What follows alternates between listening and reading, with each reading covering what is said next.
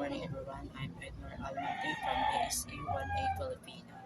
Today I will discuss first the human development meaning and concepts, followed by the stage of human development and issues of human development, and last, research and adolescence development.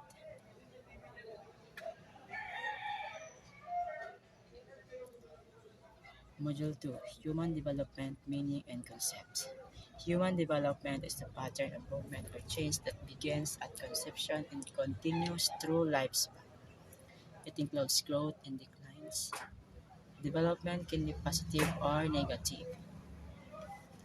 So, we'll be talking conceptions that pertains to the very start or the beginning with the union gametes of these sperm cells and the exons.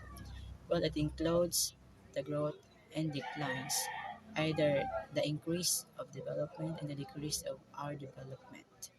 Well, development can be positive or negative, given that we may experience growth or the decline in our development. So we have two approaches to human development. First, the traditional approach emphasized the extensive change from birth to adolescence, little or no change in adulthood, decline in late old age. So if you're believing that extensive change happen from birth to adolescence and there's little or no change in adult and decline in old age, then you are in traditional approach. Number two, the lifespan approach believes that even in adulthood, development change takes place as it does in childhood. If you are believing that adulthood has development change and takes place as it does during childhood, then you are in lifespan approach. Some major principles of human development. 1. Development is relatively and orderly. Proximal distal pattern, the muscular control of the hands and the arms, comes earlier as compared to the hands and fingers. Meaning to say, mas nauna in terms of the control or the movement or the control of our muscles starts first hands and arms. In the latter growth, here comes the hands and fingers. And also we have also cephalocaudal pattern. During infancy, the greatest takes place at the top of the body, and physical moves gradually downwards from top to bottom. So that includes the extremities, meaning to say we have the point of origin starts from the size of our brain body. If you could notice from the first pattern, which is the proximal distal pattern.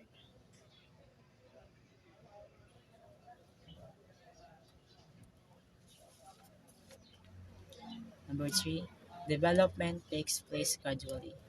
Some changes occur in flash of insights to undergo changes that result in the development characteristics, meaning some changes of development occur or it includes the understanding of a person which they can undergo of what changes in life and seeing their development and their characteristics.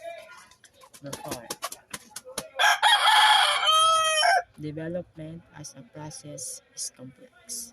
Development is a complex that cannot be compartmentalized into any one domain.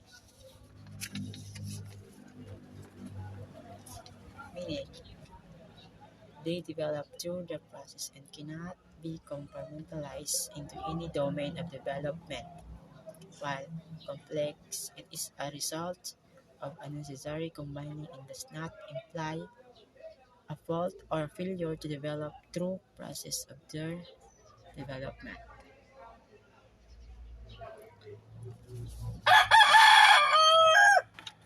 Module 3, Stage of Development and Developmental Task. Developmental task is one that occurs predictably and consistently at or about a certain point in an individual's life.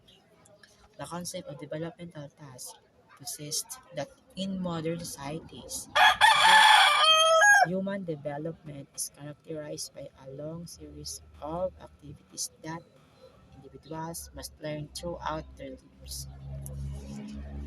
For example, young child adulthood. Young adulthood developmental tasks are mainly located in family, work, and social life. And family also relating to developmental tasks were described as of findings a mate, learning to live with partner, and managing the family home.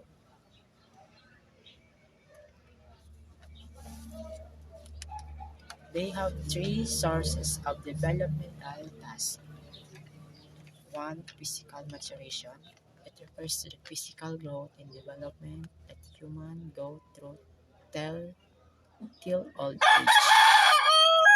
Yung pagbabagong naganap sa physical na katawan ng isang tao.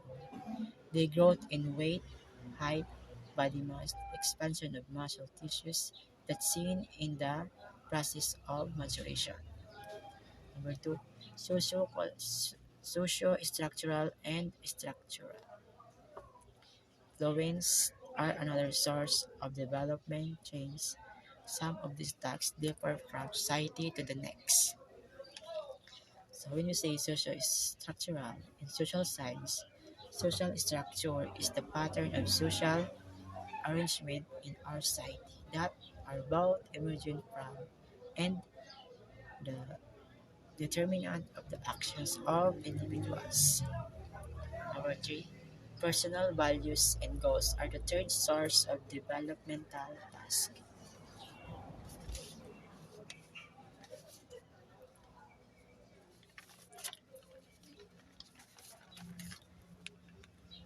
Personal values and goals are the third source of developmental tasks. When you say personal values, um, ito naman yung pagpapalaga sa isang bagay na meron ka at nagawa. While goals is the improving of character of a person, enhancing their skills and abilities to meet their goals. Periods of development and developmental tasks.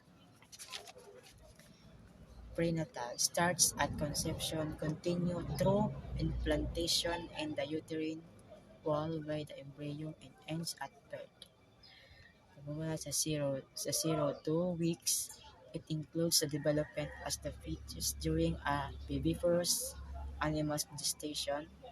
Prenatal development, it starts with fertilization in the terminal stage of embryonic development and continues in developmental period hanggang sa ma maipanganak ang isang bata. Infancy and toddlerhood.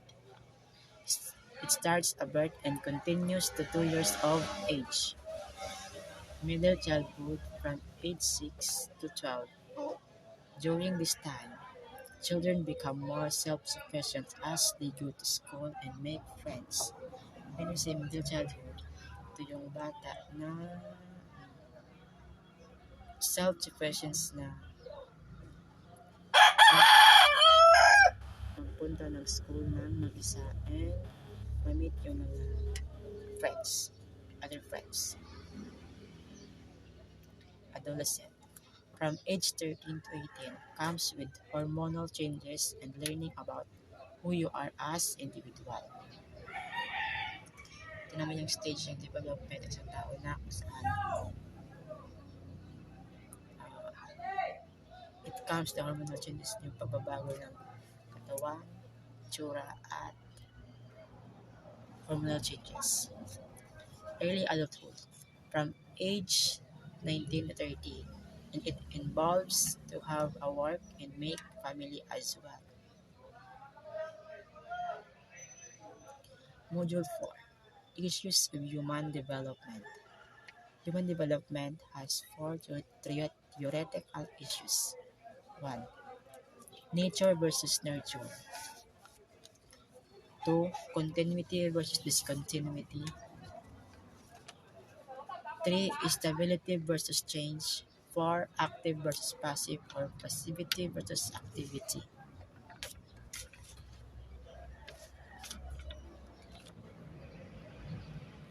Nature versus nurture. This issue pertains to two opposite ideas on child development.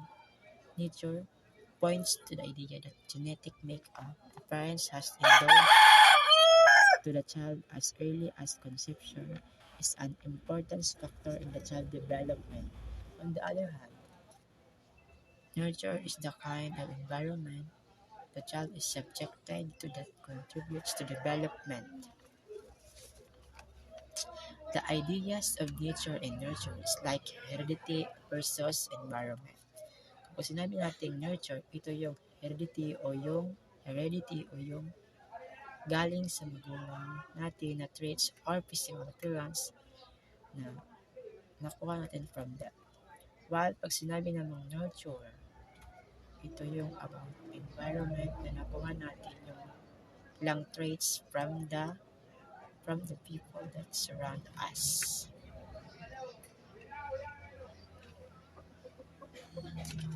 Continuity versus discontinuity. One part of this conflicting idea about child development shows the development is continuous that occurs gradually in small increments. The other part says that development is made up of a series of discrete stages that represent major and abrupt transformation in functioning. Kapag naman sinabing continuity based dun sa words is pagpatuloy o tuloy-tuloy sa pag-progress ng isang tao. Kapag discontinuity naman ay ito yung part na hinto maaaring may magang progress ng development ng isang tao.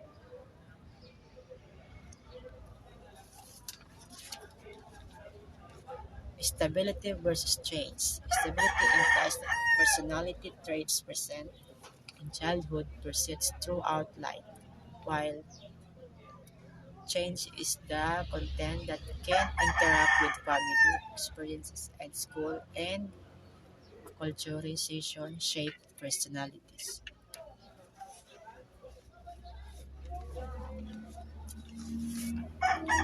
When we say stability, meaning it is the personal traits na na-develop sa sariling kakayahan ng isang tao.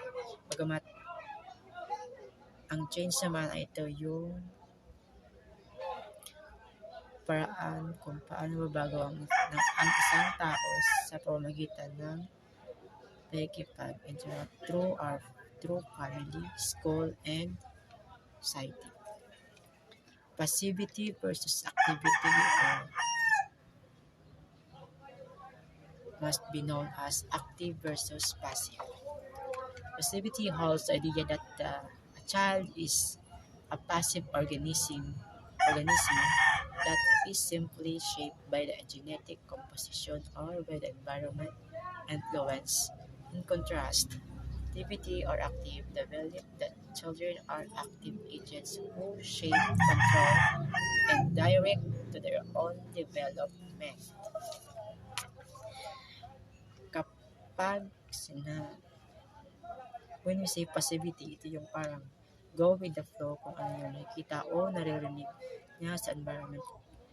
Kung ano yung traits na nandun sa magulang niya, yun lang yung meron siya. Kapag naman activity or active, ito yung bata mismo ang gumagawa ng action niya para mas matuto at malaman ng isang bagay at parang lumawak ang kanyang isipan. Module 5. Research in Child and Adolescent Development.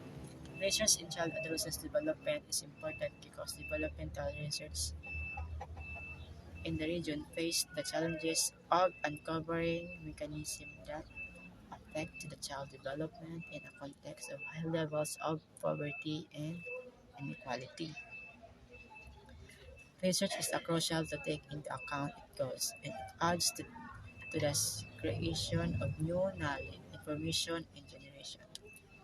Also, they produce relevant knowledge on how children's abilities, skills, and confidence develop, based on individual resources and conditions, on how learning experience influence their development in the different contexts. Impact of teachers' participation in research. Teachers. Educators who participated in may become more self-reflective, analytical, and critical in their instruction, and open and committed to their own professional development. So that's all for today's discussion. Thank you, everyone.